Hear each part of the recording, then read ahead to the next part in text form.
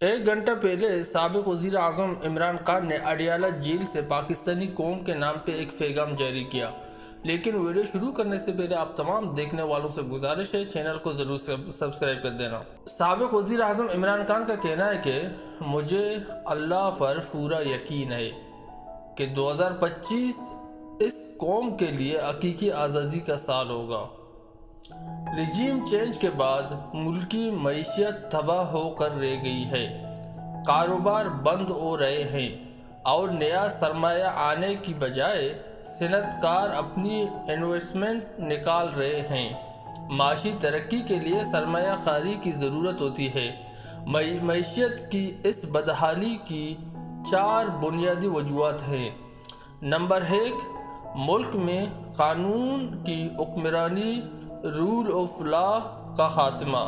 Military courts کے ذریعے سیاسی قیدیوں کو سزائیں دلوا کر سپریم کورٹ کے آئینی بینچ نے اپنا منہ کالا کیا ہے۔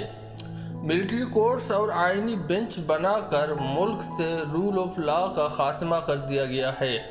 اس سے ہمارا GSP+ اسٹیٹس بھی خطرے میں پڑ گیا ہے۔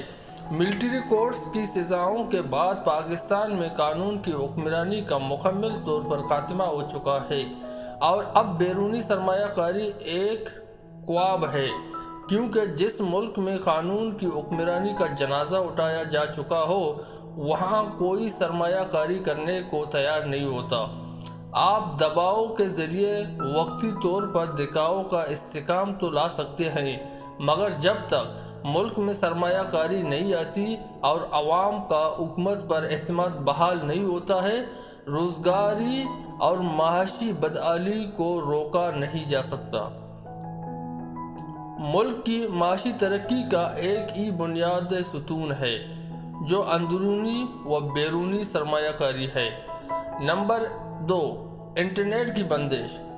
تحریک انصاف کو کریش کرنے کی کوشش کرتے ہوئے ملک کی IT کی معیشت کو بری طرح متاثر کر دیا گیا ہے۔ مستقبل IT کا ہے، لیکن آزادی اظہار رائے سے خوفزدہ حکومت نے انٹرنیٹ میں خلل پیدا کر کے نوجوانوں کے روزگار کمانے کا سب سے بڑا ذریعہ متاثر کر دیا ہے، اور ہم عالمی مارکیٹ میں مقابلے کے قابل نہیں رہے۔ وہ سارے کاروبار جو انٹرنیٹ سے منسلک ہیں انہیں تباہ کیا جا رہا ہے۔ نمبر 3، سیاسی عدم استحکام۔ ایجنسیوں کی سیاسی معاملات میں مداخلت سے ملک میں شدید سیاسی عدم استحکام ہے۔ سیاسی استحکام کے بغیر معاشی استحکام کا خواب کبھی شرمندہ تعبیر نہیں ہو سکتا۔ فراڈ الیکشن اور جھوٹ فریب پر کڑے جعلی نظام کے ہوتے ہوئے سیاسی اور معاشی استحکام ناممکن ہے۔ نمبر 4، دہشت گردی۔ خیبر پختونخوا اور بلوچستان میں ایک مرتبہ پھر دہشت گردی میں بے پناہ اضافے کی وجہ سے معیشت کی بحالی ممکن نہیں۔ میں 20 سال سے کہہ رہا ہوں کہ ملٹری آپریشن مسائل کا حل نہیں۔ آپ کو دہشت گردی کے مسئلے کو حل کرنے کے لیے دیر پا سیاسی حل نکالنا ہوگا، ورنہ دہشت گردی کے ناسور کا جڑ سے خاتمہ ناممکن ہے۔ مجھے افسوس ہے کہ DGISPR نے اپنی پریس کانفرنس میں ڈھڑیلے سے جھوٹ بولا ہے۔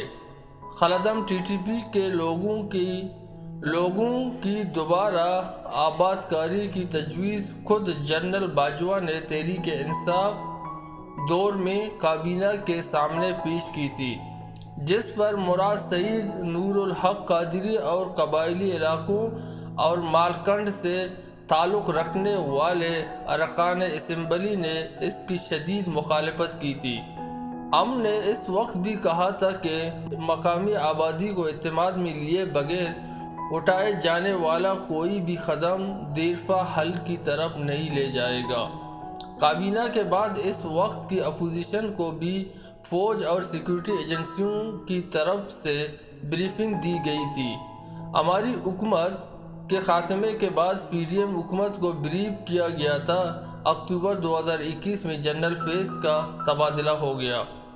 اور اس کے بعد کبھی یہ معاملہ ہمارے سامنے نہیں اٹھایا گیا، نہ اس پر ہمارے دور میں حمل ہوا۔ اگر آباد کاری سے ہی دہشت گردی میں اضافہ ہوا ہے تو مغربی بارڈر کے پار بمباری کیوں کی جا رہی ہے؟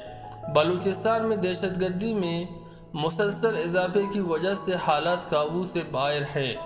اس کا ذمہ دار کون ہے؟ کنویں سے پانی نکالتے رہنے سے کوئی فائدہ نہیں ہوگا۔ مستقل حل کے لیے اپنی کوتاہیوں اور ناکام پالیسیوں کا نہ صرف اعتراف کرنا ہوگا بلکہ تحسین بھی کرنا ہوگی۔ ISPR کو جواب تو ملٹری کورٹس پر بھی دینا چاہیے۔ کون سا قانون آپ کو جج، جیوری اور خود ہی جلاد بننے کی اجازت دیتا ہے؟ ملٹری کورٹس کی ٹرائل شفافیت پر مبنی نہیں ہوتے۔ ہمارے دو مطالبات بالکل جائز اور فوری عمل درآمد کے لیے ہیں۔ 26ویں آئینی ترمیم کو ہم نے اس لیے فوری مطالبات کا حصہ نہیں بنایا کیونکہ وہ طویل کام ہے۔ حکومت اگر مذاکرات کے حوالے سے سنجیدہ اقدامات نہیں لیتی تو ہماری ترسیلات زر کے بائیکاٹ کی مہم پورے زور سے جاری رہے گی۔ نواز شریف اب صرف سیاست کا 12واں کھلاڑی ہے۔ وہ سابق وزیر اعظم عمران خان۔ اگر ویڈیو صحیح لگی تو چینل کو ضرور سبسکرائب کر دینا۔